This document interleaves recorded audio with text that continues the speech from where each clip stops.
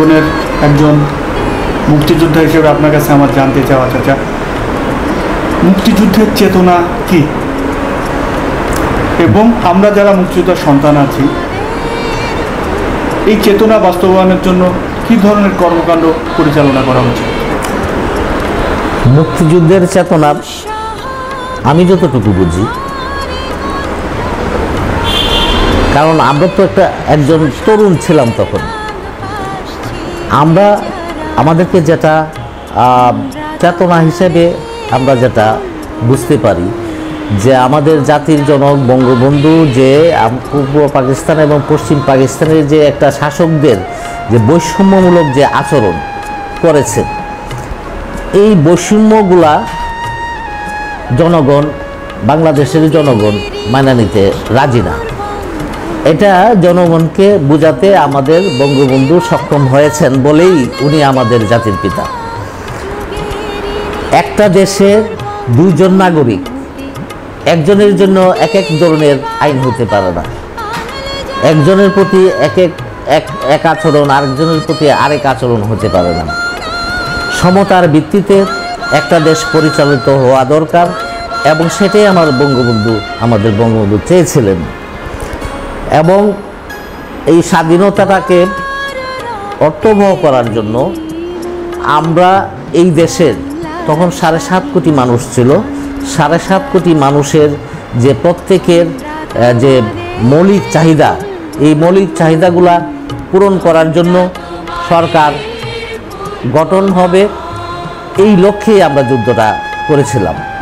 কিন্তু 1970-এর নির্বাচনে, 1970-এর যে নির্বাচন, এই নির্বাচনে আমাদের বাঙালিরা, মানে বাংলাদেশের বা পূর্ব পাকিস্তানের জনগণ নিরঙ্কুশভাবে আপনার নির্বাচিত হয়েছিল পাকিস্তান শাসনের জন্য। কিন্তু পাকিস্তানের শত্রু বাহিনী তারা আমাদেরকে পাকিস্তান শাসন করার অধিকার থেকে বঞ্চিত করেছে। সেই জন্যই বঙ্গবন্ধু 26শে মার্চ রাতে এবং তারও আগে 7ই মার্চে উনি স্বাধীনতার ঘোষণা মৌখিকভাবে এবং লিখিতভাবে উনি দিয়েছেন। সেই মুক্তিযুদ্ধের চেতনাটাই হলো একটা সমাজতান্ত্রিক, গণতান্ত্রিক একটা রাষ্ট্রীয় ব্যবস্থা। এই রাষ্ট্রে জনগণ তাদের মৌলিক অধিকার, অন্ন, বস্ত্র, চিকিৎসা, শিক্ষা ইত্যাদি, এই 5টা যে মৌলিক অধিকার আমাদের, এই মৌলিক অধিকার আমরা পাবো।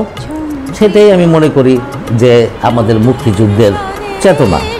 এবং এই চেতনা যদিও বিলুপ্ত হয়েছে স্বাধীনতার পরেও, তথাপি আমরা মুক্তিযোদ্ধারা আমরা চেয়েছিলাম যে এটা হয়তো ভবিষ্যতে এটা চেতনাটা বাস্তবায়ন হবে।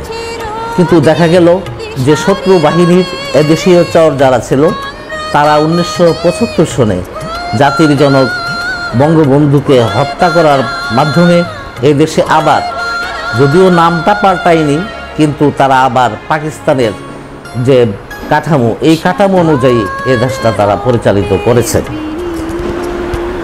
1996 সনে বঙ্গবন্ধু কন্যা শেখ হাসিনা যখন আমাদের দেশের সরকারের দায়িত্ব নিলেন, তখন থেকে শুরু করে এই পর্যন্ত আস্তে আস্তে আমরা স্বাধীনতার চেতনা বাস্তবায়নের দিকে আমরা পৌঁছাচ্ছি।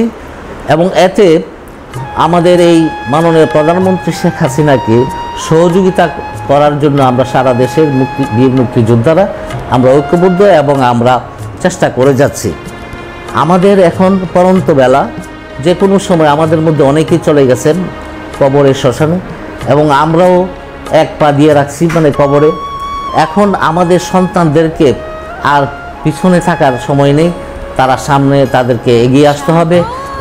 এই চেতনাকে বাস্তবায়ন করার জন্য তারা আমাদের মাননীয় প্রধানমন্ত্রী শেখ হাসিনার হাতকে শক্তিশালী করতে হবে, এবং তারা এগিয়ে এসে শক্তিশালী করুক, সেটাই আমাদের কামনা বাসনা। আমি আশা করি যে অদূর ভবিষ্যতে আমাদের সন্তানরা আমাদের এই মাননীয় প্রধানমন্ত্রীর হাতকে যদি শক্তিশালী করতে পারে, তাহলে এ দেশ ওই বঙ্গবন্ধুর স্বপ্নের সোনার বাংলা গঠিত হবে। এবং মাননীয় প্রধানমন্ত্রী যে স্মার্ট বাংলাদেশ করার যে চিন্তা করছেন, সেটা সক্ষম হবেন উনি। ধন্যবাদ আপনাকে মুক্তিযুদ্ধের ইতিহাস সংরক্ষণ কমিটির পক্ষ থেকে। আপনাকেও অনেক ধন্যবাদ। আপনি এই উদ্যোগ নিয়েছেন বীর মুক্তিযোদ্ধাদের ইতিহাস সংরক্ষণ করার জন্য। আমার পক্ষ থেকে, আমার পরিবারের পক্ষ থেকে এবং ব্রাহ্মণবাড়িয়া জেলার মুক্তিযোদ্ধা পরিবারের পক্ষ থেকে আপনাকে অসংখ্য অসংখ্য ধন্যবাদ। আপনি এগিয়ে যান, আপনার সাথে আমরা আছি।